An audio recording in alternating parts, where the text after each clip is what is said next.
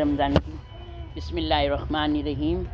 اللہم اجعلنی فیہ من المستغفرین واجعلنی فیہ من عبادک الصالحین القانتین واجعلنی فیہ من اولیائک المقربین برحمتک یا ارحم الراحمین۔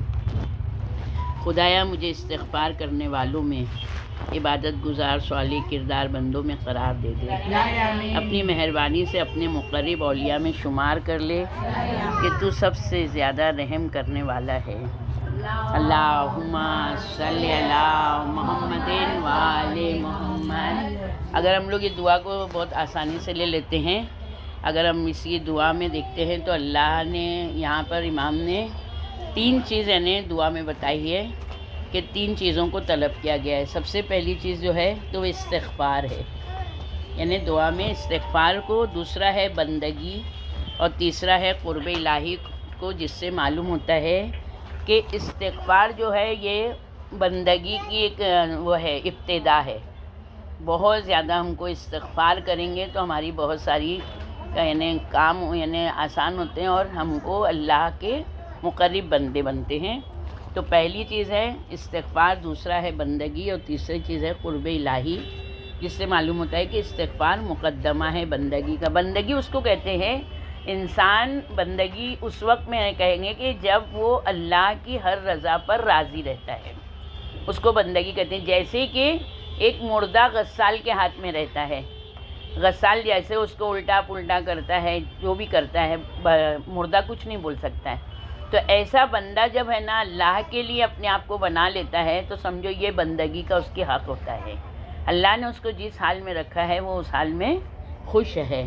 جب بندگی کامل ہو جاتی ہے، یعنی پوری طرح بندہ اللہ کی بندگی میں، اس کی اطاعت میں اپنی زندگی گزارتا ہے، تو وہ اللہ کا سب سے زیادہ مقرب ہو جاتا ہے، سب سے زیادہ قریب ہو جاتا ہے۔ تو یہاں پر مین چیز جو بتائی گئی ہے وہ استغفار ہے۔ تو استغفار میں جو ہے تو قرآن میں استغفار کو کئی جگہ پر بتایا گیا ہے۔ استغفار جو ہے وہ وسیلہ امنیت ہے، یعنی اس سورہ انفال میں بتایا گیا آیت نمبر 33 میں، یہ اور اللہ اس وقت تک ان پر عذاب نہیں کرے گا جب تک تم اے نبی ان کے درمیان میں ہو، اور اسی طرح جب تک وہ لوگ طلب استغفار کرتے رہیں گے، یعنی ہم استغفار کرتے رہیں گے تو ہم اللہ کی امان میں رہیں گے۔ دوسری چیز جو بتائی ہے استغفار کی، تو استغفار سے رحمت و محبت پروردگار حاصل ہوتی ہے، یعنی ہم جتنا زیادہ استغفار کریں گے اللہ کی رحمتیں اتنی ہم پر زیادہ نازل ہوں گی اور اللہ سے محبت بڑھے گی۔ جب اللہ سے محبت بڑھے گی تو ہم اس کے لیے اس کا کام کو کرنے میں آمادہ رہیں گے۔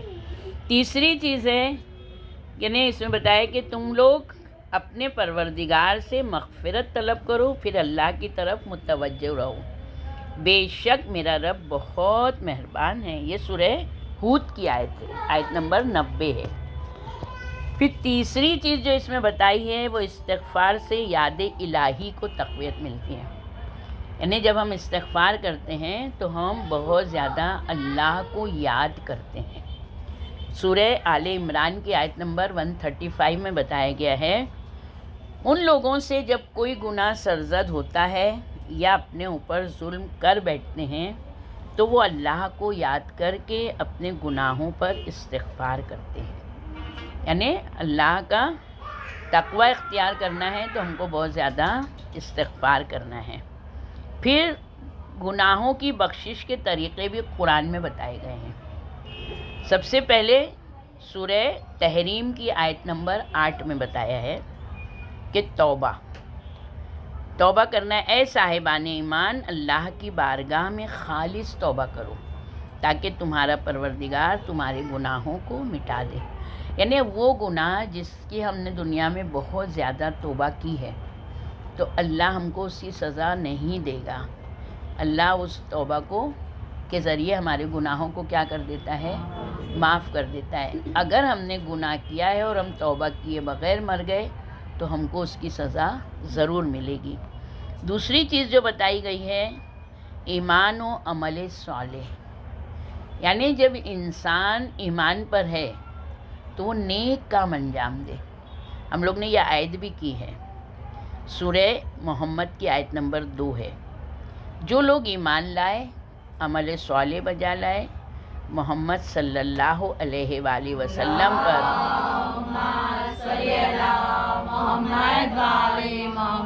نازل ہونے والے قرآن پر ایمان لائے جو کہ ان کے پروردگار کی طرف سے برحق ہے، تو اللہ نے ان کے گناہوں کو مٹا دیا۔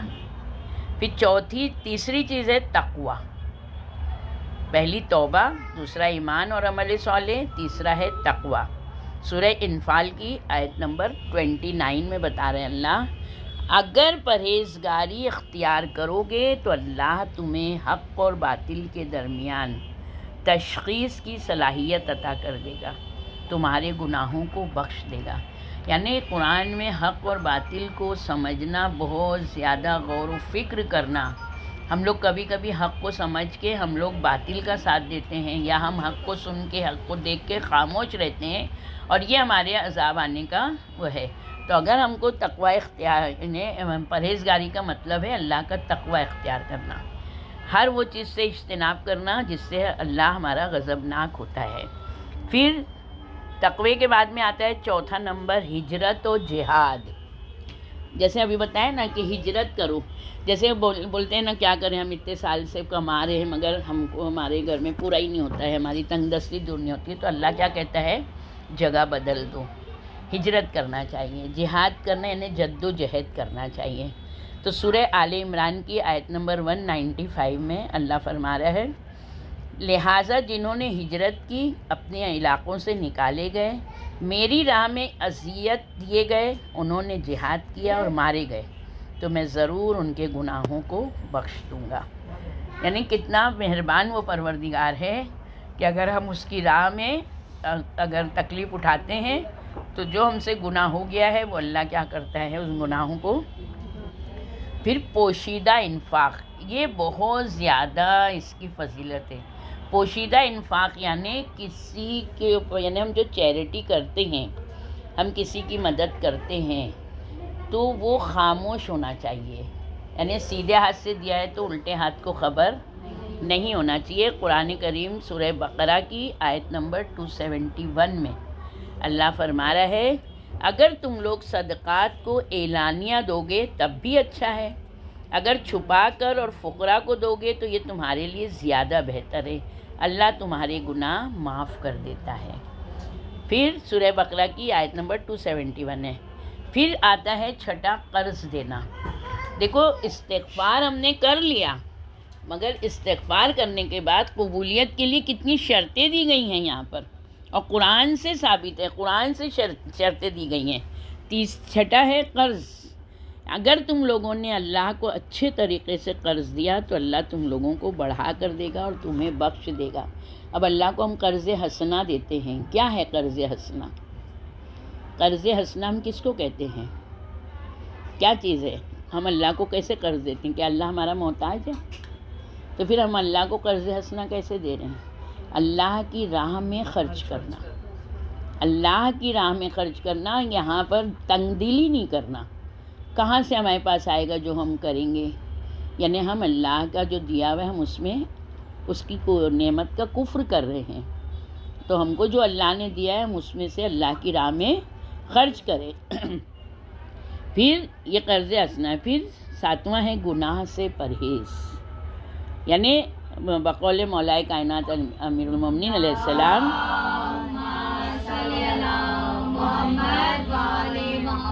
امام کیا کہتے ہیں کہ توبہ کرنے سے بہتر ہے کہ گناہ ہی نہ کرو۔ ہو سکتا ہے گناہ کرنے کے بعد ہم موت آ جائے تو ہم توبہ کی ہم کو مہلت نہیں ملے، تو یہاں پر دیا ہے کہ گناہ سے پرہیز۔ سورہ نساء کی آیت نمبر 31، یہ سب ابھی قرآن سے ثابت ہے، ابھی حدیث نہیں آئی ہے، قرآن میں ہے گناہ سے پرہیز۔ اگر تم لوگ گناہ کبیرہ جن سے تمہیں منع کیا گیا ہے اجتناب کرو گے تو ہم تمہارے چھوٹے گناہوں کو مٹا دیں گے۔ جو انسان سے لا علمی میں ہوتا ہے، چھوٹے چھوٹے گناہ جو یعنی اس طرح سے ہم لوگ پتہ ہی نہیں چلتا اور ہم سے وہ گناہ ہو جاتا ہے۔ بڑا گناہ اللہ سے شرک کرنا، اللہ کے قدرت پر شک کرنا، اللہ کے جو مقرب بندے ہیں ان کے قدرت کے اوپر ہم کو شک کرنا، یعنی یہ سب چیزیں آتی ہیں۔ تو پھر نتیجہ بندگی پھر آتا ہے اب یہ عبادت اور بندگی، 8واں ہے عبادت اور بندگی، 7واں گناہ سے پرہیز کیا، 8واں ہے عبادت اور بندگی۔ اب یہ ہم لوگوں نے جو پوائنٹ لیا تھا کہ پہلا استغفار ہے، دوسرا بندگی ہے، تو جتنی بندگی ہماری مضبوط ہوگی ہم اتنی بہترین عبادت کریں گے۔ آیت کیا ہے؟ وما خلقت الجن والانس الا لیعبدون، کہ میں نے جن اور انس کو نہیں خلق کیا سوائے اس کے کہ وہ میری عبادت کریں۔ تو بندگی کا طریقہ بتایا ہے سورہ بقرہ کی آیت نمبر 21 میں، اے لوگوں عبادت کرو اپنے پروردگار کی جس نے تمہیں اور تم سے پہلے کے لوگوں کو خلق کیا تاکہ تم لوگ پرہیزگار بن سکو۔ یعنی عبادت کا طریقہ ہی ہے، اور عبادت جیسی اللہ نے کہا ہے ہم کو ویسی، ابھی ہم لوگ نے سورہ فاتحہ میں پڑھا ہے ایاک نعبدو، پروردگار ہم تیری ہی یعنی عبادت کرتے ہیں۔ تو عبادت کا مفہوم کیسے ادا ہوگا اس میں دیا ہوا ہے تفسیر میں، انشاءاللہ آج اپلوڈ ہو جائے گی، تم لوگ اس کو سنو ضرور۔ روایات میں گناہوں کی بخشش کے طریقے، ابھی تک ہم لوگ نے قرآن سے ثابت کیا، اب قرآن کے بعد میں اب ہم لوگ آتے ہیں حدیثوں کے اوپر۔ رسول اکرم صلی اللہ علیہ وآلہ وسلم نے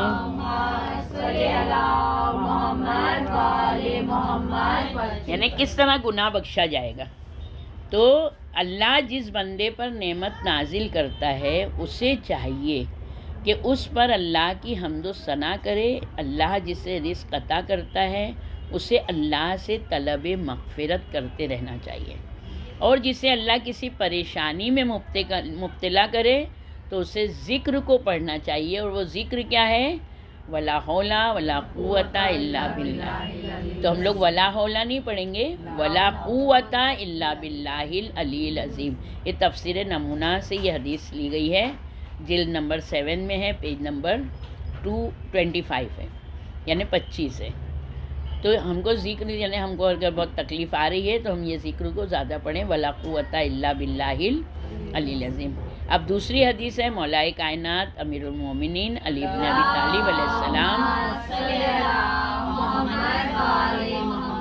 انہیں امام کیا کہتے ہیں؟ زیادہ طلب استغفار کیا کرو، یہ رزق کی زیادتی کا سبب ہوتا ہے۔ یعنی ہم کو صبح شام تو ایک تسبیح پڑھنا ہی چاہیے، استغفر اللہ ربی واتوب الیہ، مگر خالی زبان سے پڑھ لینا نہیں ہے، بلکہ تصور کریں کہ ہم سے کیا گناہ ہوا ہے، کیا کیا ہے ہم نے، کون سا ایسا گناہ ہوا ہے، اور پھر اس کے طلب کرتے رہیں۔ یہ بھی تفسیر نمونہ سے حدیث ہے۔ تیسری حدیث بھی امام علی علیہ السلام ہی سے ہے، اللہ تعالیٰ نے استغفار کو رزق کی زیادتی کا سبب قرار دیا ہے، مخلوق کے لیے رحمت قرار دیا ہے، جیسا کہ اللہ تعالیٰ کا ارشاد ہے کہ تم لوگ اپنے پروردگار سے طلب استغفار کرو، بے شک وہ بخشنے والا جو آسمان سے تم پر رحمتوں کی مسلسل بارش برساتا ہے۔ یعنی اللہ کی بخشش کا ذریعہ امام کیا بتا رہے ہیں؟ صرف اور صرف توبہ، اور یعنی انسان جب توبہ کرتا ہے، استغفار کرتا ہے، تو اپنے کو حقیر جانتا ہے نا، مالک میں تو محتاج ہوں، مجھ سے گناہ ہو گیا مگر تو میرا پروردگار ہے، میں تیری خدائی سے میں نے انکار نہیں کیا ہے، میرے نفس نے مجھے دھوکہ دیا اور میں نے گناہ کر لیا، مگر جب میں نے دیکھا کہ تیری رحمت تو وسیع ہے تو میں امید سے تجھ سے توبہ کر رہا ہوں، امید سے میں تجھ سے استغفار کر رہا ہوں۔ پھر ہے اطاعت و بندگی کے فوائد، یعنی جب ہم اللہ کی اطاعت کریں گے، جب ہم اس کی بندگی میں رہیں گے تو اس کے فائدے کیا ہیں۔ اب فائدہ دیکھو کہ یہاں پر بھی رسول اللہ کی حدیث ہے کہ رسول اللہ نے ارشاد فرمایا، ہر شب و روز کے اول وقت فرشتہ رجسٹر لے کر اترتا ہے جس میں فرزند آدم کے اعمال کو لکھتا ہے، ہر روز کے اول اور آخر میں نیک اعمال کیا کرو تو بے شک اللہ تمہاری درمیان کی خطاؤں کو بخش دے گا انشاءاللہ، کیونکہ اللہ تعالیٰ فرماتا ہے مجھے یاد رکھو گے تو میں بھی تم لوگوں کو یاد رکھوں گا، اور فرماتا ہے اللہ کو یاد رکھنا سب سے بڑا ذکر ہے۔ دیکھو ہم لوگ صبح اور شام، صبح کی نماز کے بعد بھی استغفار کی تسبیح ہے، اور مغرب کی نماز کے بعد بھی استغفار کی، تو یہاں سے دن شروع ہوتا ہے صبح میں، اور رات میں رات شروع ہوتی ہے، تو ہم لوگ کوشش کریں کہ کیونکہ رجسٹر جو ہے تو اللہ کے فرشتے لے کر آتے ہیں. ہم لوگ کے ساتھ کتنے فرشتے رہتے ہیں؟ 2. نہیں، میں نے اس دن تفسیر میں بتایا تھا. کس کی کلاس میں نے بتایا تھا؟ ہم لوگ کی کلاس میں. تم لوگ کی کلاس میں تھے. کتنے فرشتے رہتے ہیں؟ یاد نہیں رہتا ہے. 20 فرشتے رہتے ہیں. 20 سوچیں، 20 فرشتے رہتے ہیں ہم لوگ کے ہاں. تو یہ تو سب کو ابھی تک یہی معلوم تھا نا، مگر امام کی حدیث میں آیا ہے پورے 20 فرشتے رہتے ہیں. ہم لوگ سوچتے ہیں ہم لوگ اکیلے گناہ کر رہے ہیں. اب سوچو گواہ کتنے فرشتے ہوں گے اللہ کے سامنے. پھر بھی انسان اتنا ڈھیٹ ہے کہ کیا ہی نہیں میں نے، اللہ میاں کیا ہی نہیں ہے، میں نے کیا ہی نہیں ہے. فرشتوں کو بھی جھٹلا دے گا انسان. اتنا انسان پاورفل ہے، طاقتور ہے. تب پروردگار کیا کرے گا؟ سی سی ٹی وی کو بھی جھٹلا دے گا. فرشتے جو خود سی سی ٹی وی ہے. نہیں، اس وقت اگر ہم نے ہاتھ سے گناہ کیا ہوگا تو اللہ کہے گا اب تیرا ہاتھ کہے گا، ہاتھ گواہی دے گا. آنکھ سے کیا ہوگا تو آنکھ کہے گی ہاں اس نے یہ گناہ کیا. زبان کہے گی ہاں اس نے یہ گناہ کیا. پھر ہم کیا کریں گے؟ پھر یہاں پر دوسری حدیث ہے، نبی اکرم صلی اللہ علیہ وآلہ وسلم نے، ایک بہت اچھی حدیث ہے، جو دن اور رات آخرت کی فکر میں رہتا ہے، یعنی ہم کو آخرت کی فکر کرنا ہے دنیا میں رہ کے، تو اللہ تعالیٰ اس کے قلب میں قناعت عطا کرتا ہے.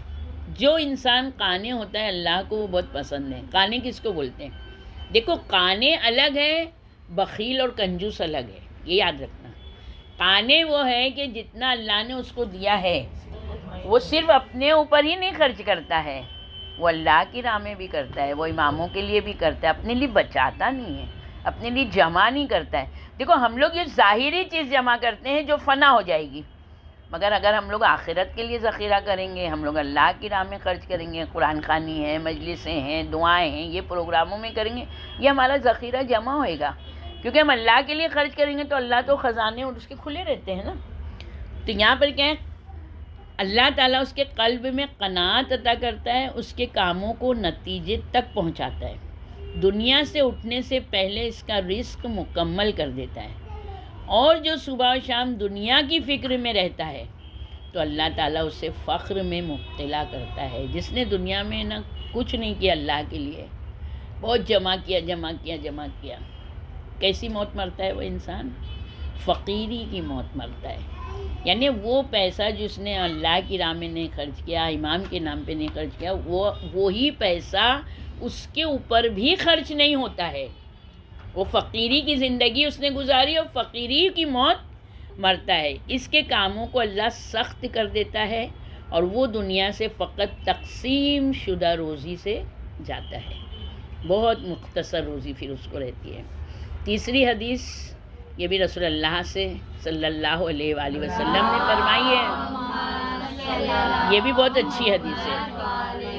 یہاں پر سب جو ہم لوگ پہ جو برائیاں ہم نے کی ہیں تو اس کا عذاب کیا کیا ہے. جب میری امت میں چند برائیاں ظاہر ہوتی ہیں، ان کے سبب اللہ تعالیٰ انہیں چند بلاؤں میں مبتلا کر دیتا ہے. جب لوگ زکوٰۃ دینا چھوڑ دیں گے تو ان کے مویشی یعنی جانور مرنے لگیں گے. دوسرا ہے جب صدقات دینا چھوڑ دیں گے تو امراض ان میں زیادہ ہو جائیں گے، یعنی بہت زیادہ نئی بیماریاں ہوں گی جو زکوٰۃ نہیں دیتے ہیں. پھر تیسرا ہے جب لوگ سود کھانے لگیں گے تو بلائیں نازل ہونے لگیں گی. چوتھا ہے جب حاکم حضرات ظلم کرنے لگیں گے تو دشمن ان پر غالب آ جائے گا. پانچواں ہے جب غیر عادلانہ حکم ہوں گے تو برکتیں ان سے اٹھ جائیں گی. جب حدود الہی سے لوگ تجاوز کرنے لگیں گے تو قتل و غارت گری ان پر مسلط ہو جائے گی. اور ساتواں ہے جب ناپ تول میں کمی کریں گے تو مال کی کمی میں مبتلا ہو جائیں گے.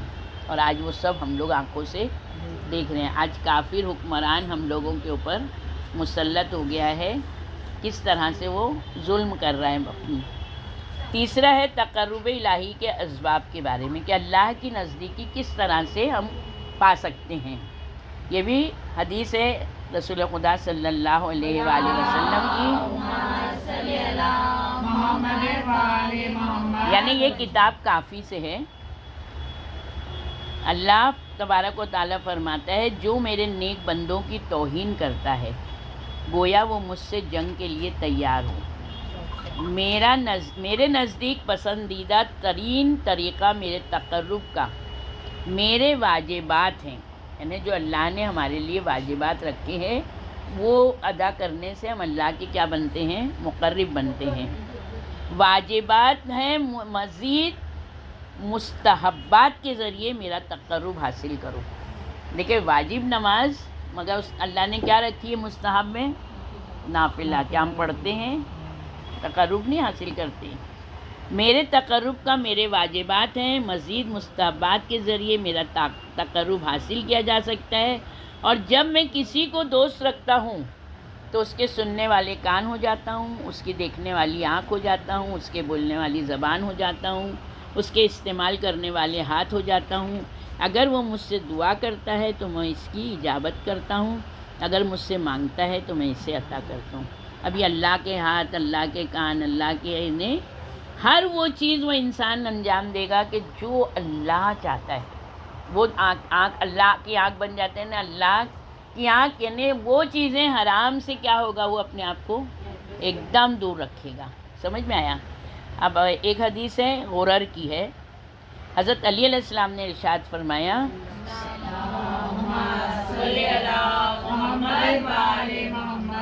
سعادت مند ترین انسان وہ ہے جو ہمارے فضائل کو جانتے ہوئے ہمارے وسیلے سے اللہ کا تقرب حاصل کرتا ہے اور ہم سے خالص محبت کرتا ہے، ہماری بتائی ہوئی باتوں پر عمل کرتا ہے، ہماری منع کردہ باتوں سے بچتا ہو تو وہ ہم سے ہے اور بہشت میں ہمارے ساتھ ہوگا۔ ساری حدیث کا نچوڑ یہ حدیث ہے، نتیجہ امام نے یہ حدیث، یہ ہم لوگوں کو ایک دم یاد رہنا چاہیے یہ حدیث کہ علی علیہ السلام نے کیا کہا۔ پھر چھٹے امام جعفر صادق علیہ السلام کی ایک حدیث ہے، اللہ تعالیٰ نے موسیٰ علیہ السلام کی طرف وحی کی کہ جو میری منع کردہ چیزوں سے بچنے کے ذریعے میرا تقرب حاصل کرتا ہے تو میں بہشت کے دائمی باغات کو اس کے لیے مباح قرار دے دیتا ہوں۔ یہ حدیث کافی ہے، یعنی جو اللہ نے منع کیا ہے اس سے ہم کو کیا کرنا ہے؟ اپنے آپ کو ایک دم دور رکھنا ہے۔ بس نہیں کرنا ہے تو نہیں کرنا ہے، ختم ہو گئی بات۔ ہم لوگوں کو بہت زیادہ احتیاط کرنا ہے کہ حرام کیا ہے اس سے اپنے آپ کو روکے۔ بس ایک آخری حدیث ہے، چھٹے امام جعفر صادق علیہ السلام فرماتے ہیں جو بہت ہی امپورٹنٹ ہے، یہ ہمارے کو روز عمل کرنے والی ہے۔ اے ہشام، افضل ترین چیز اللہ کا تقرب حاصل کرنے کے لیے اللہ کی معرفت کے بعد نماز کی ادائیگی ہے۔ ہماری امائیں آواز دے رہی ہیں نماز پڑھو نماز پڑھو، ایسی نماز اللہ ہمارے منہ پہ دے دیتا ہے۔ اذان کے وقت مصلی پہ ہم کو ہونا چاہیے باوضو۔ دوسری چیز بتائیے والدین کے ساتھ نیکی کرنا، اور تیسری چیز ہے حسد اور خود غرضی اور تکبر سے بچنا۔ بس اللہ سے، یہ مستدرک الوسائل کی حدیث ہے، ہم اللہ سے دعا کریں کہ مالک جو دعا کا تو نے ہم کو سلیقہ دیا ہے، جو دعا ہم نے کی ہے، اللہ ہماری دعاؤں کو مستجاب کرے اور ہم کو اس پر عمل کرنے کی توفیق دے۔ وآخر الدعوانا ان الحمدللہ۔